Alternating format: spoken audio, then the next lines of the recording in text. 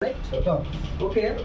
Connectors are the words which combine two words, phrases, and sentences together. Sentences together.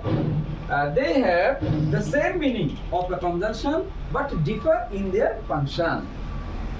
This is connectors. Okay.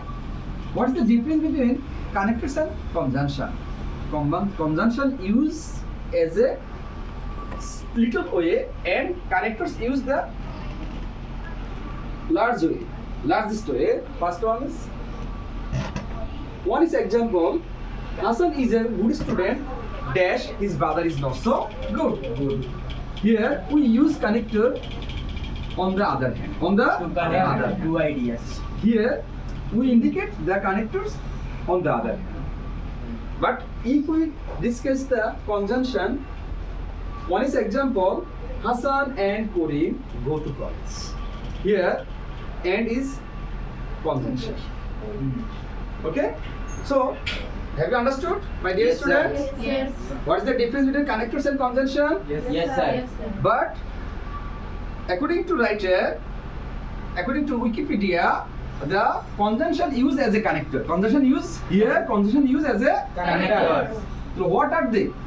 How many terms and conditions are used as connectors? First one is connectors. Secondly, conjunction, and the relative pronoun and relative adverb, and then adverbial phrases, and then adverbial phrases. All are connectors. All are connectors. So, if you face any problem of connectors, then you have to remain in your mind, and you try to your level best to solve the problem yourself. Inshallah.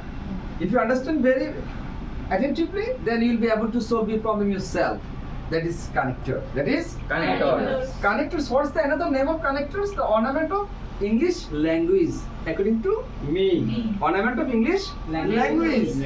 If we want to increase the beauty of beauty of sentences, or the paragraph, or The application, letter, composition, we use connectors to increase beauty of sentence. sentences.